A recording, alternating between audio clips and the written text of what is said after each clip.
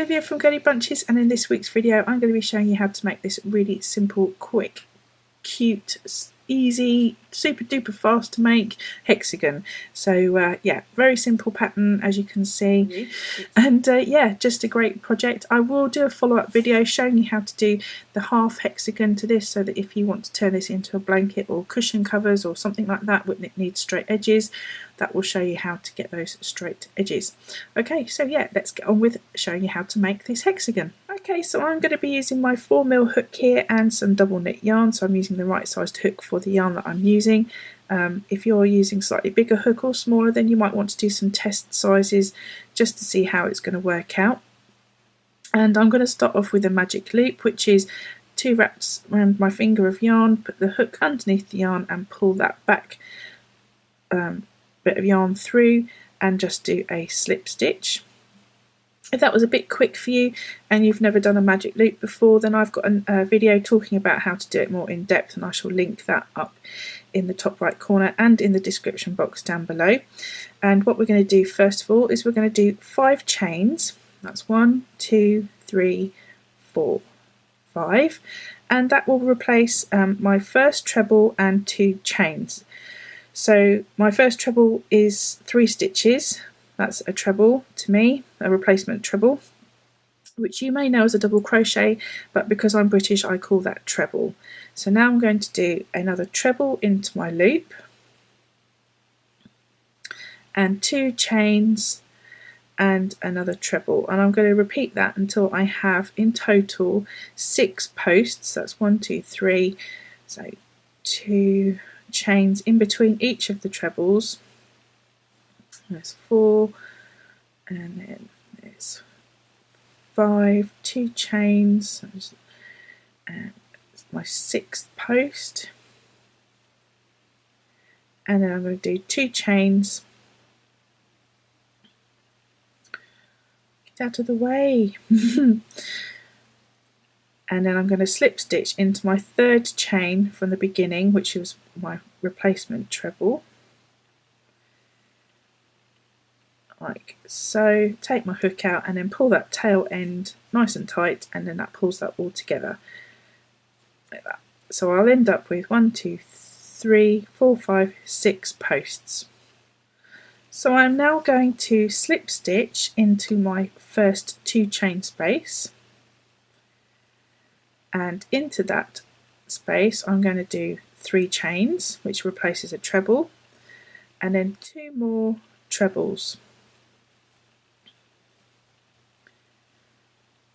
Okay, so now I'm going to chain 2 like I did from the previous round, and into the next 2 chain space I'm going to do 3 trebles.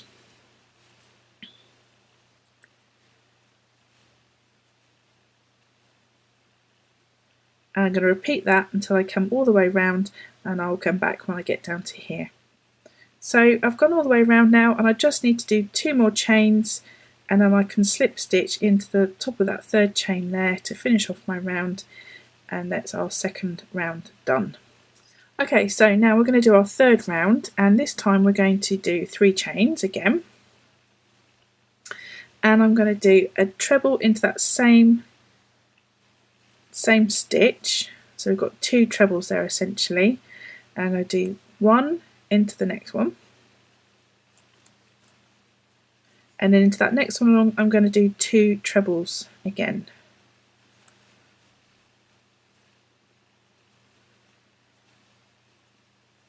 Okay, so you can see now that that's increasing, and then this time instead of doing 2 chains I'm going to do 3. 1, 2, 3, because we're getting bigger now, so we need to travel. We have further to travel around, so we need to make these sort of wider.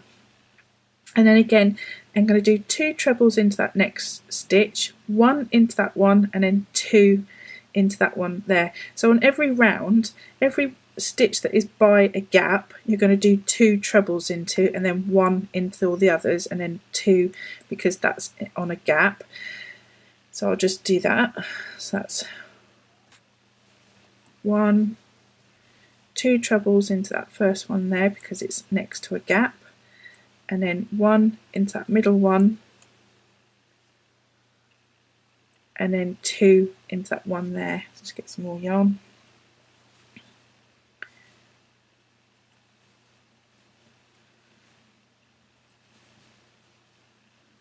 And then I'm going to do 3 chains for this gap here, and then continue all the way around in the same way until I get back to here. So there we go, I've gone all the way around. I've just done my 3 chains there, and I'm going to slip stitch into the top of that 3rd chain there, and that's finished my round. So the next round, same as I did on the previous round, I'm going to chain 3, 1, 2, 3, and do a treble into that same stitch because it's by a gap and we need to have 2 stitches in each of those gap stitches there. So the rest of them will just get 1 treble into them,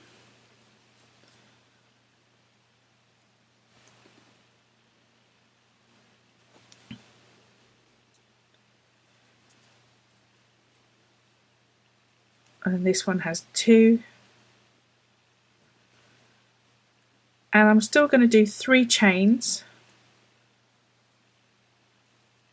and then I repeat that again, so that's 2 trebles into that edge stitch there,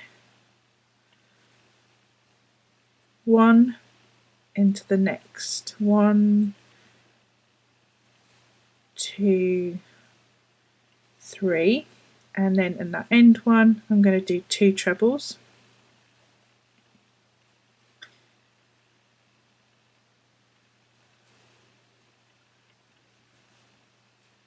and then my 3 chains, and then repeat that, so that's 2 trebles, 1, 1, 1 and 2 into that one. I'm going to come back when I get round to here.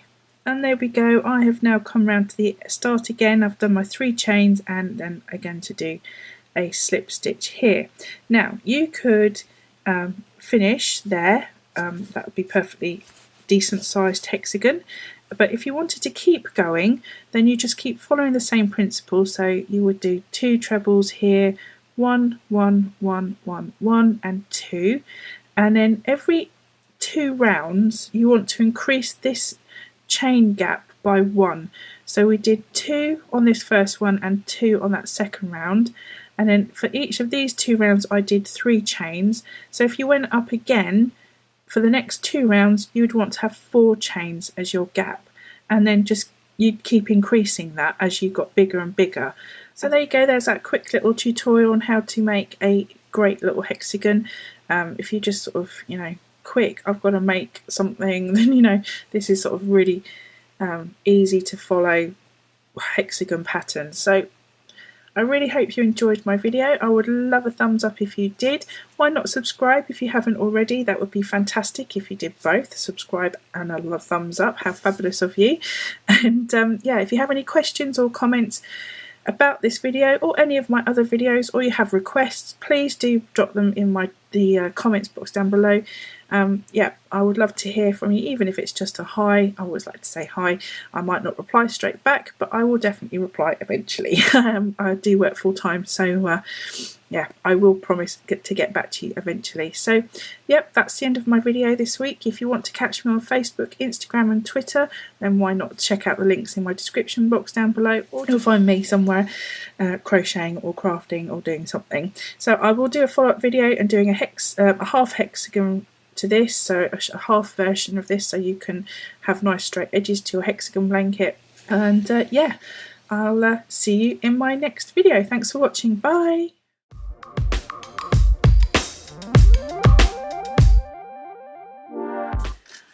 Hi everyone, it's Olivia from Girlybunches, and in this week's video I'm going to be showing you how to do this block stitch square. So I've shown you how to do the block stitch in a previous video and I hope you enjoyed that, and now